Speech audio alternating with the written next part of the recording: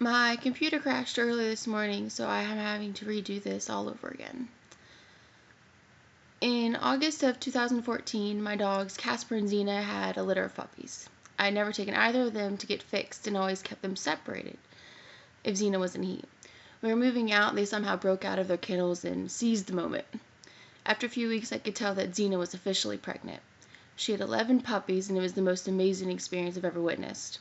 I woke up one morning and there were 4 puppies already there. And later on, a couple hours later, there was 11 puppies. I found new homes for all of them, but along the way I received a ton of criticism for not having my dogs fixed in the first place. We ended up moving, and a friend of mine took Xena because I couldn't take her to the new place I was moving because she was a restricted breed German Shepherd. I still have Casper, and at 3 years old I don't plan on getting him neutered anytime soon. He mounts and marks his territory, but he is healthy. Frankly, I don't see how anyone could sacrifice their dog's health for behavioral issues associated with dominance or just so they could ensure their dog's sterilization. Spaying and neutering are just fancy terms for sterilization. Although perceived as a common, therefore safe procedure, the actual surgery is extremely invasive, and to undergo this procedure, the animals are placed under anesthesia. As with any surgery where anesthesia is administered, complications may occur.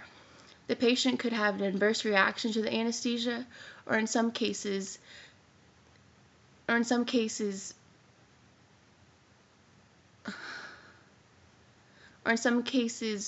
proper procedures aren't taken, then they could die when they are put under.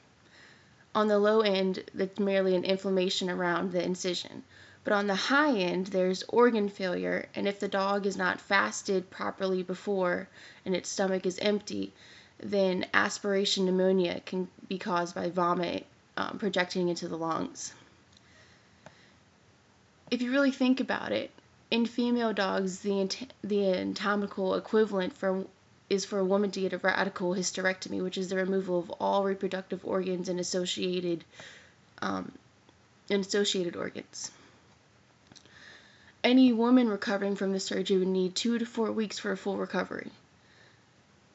Dogs are just expected to undergo this, and nobody really bats an eye. We wouldn't recommend a woman to undergo a severe procedure without fully weighing the pros and cons, so why should we do that for the same for dogs? In addition to the surgery itself, the complications that may develop after the surgery affect the animal's quality of life. The advantages to sterilization, other than the sterilization itself, are the reduced risk of testicular or ovarian cancer and reduced risk of developing perennial fistulas. The disadvantages, however, are a much longer list. Risk of obesity and hypothyroidism are tripled. If done prior to maturity, the risk of dogs developing bone cancer increases by a factor of 3.8. The risk of cardiac hemangiosarcoma increases by a factor of 1.6. This is a common cancer and major cause of death in some breeds. In large dogs, the risk of hip dysplasia and other orthopedic disorders drastically increases due to bone growth being affected by sex hormones. None of these problems and conditions are large risks prior to sterilization, but all become a huge factor in determining health problems in our furry friends. I've met many people who solely get their dogs neutered or spayed just for the convenience factor of not having to make sure the dogs aren't procreating. And that is the only thing that is 100% certain from these procedures. Many people claim that neutering will keep your male dog from showing strong signs of dominance, including roaming, mounting, obsessive behavior with marking their territory, erratic behaviors such as just being excited and jumping on visitors, and signs of aggression. None of these have been proven to be true. This is because even after being neutered, the body still has some testosterone production. In some cases, behaviors actually increase instead of ceasing.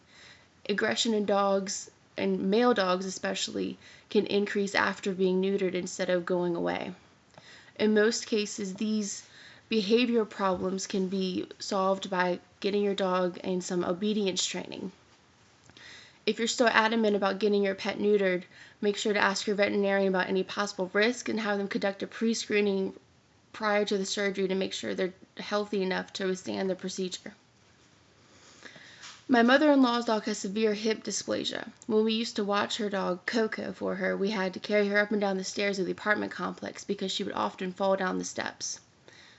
That was the first time I even heard of hip dysplasia.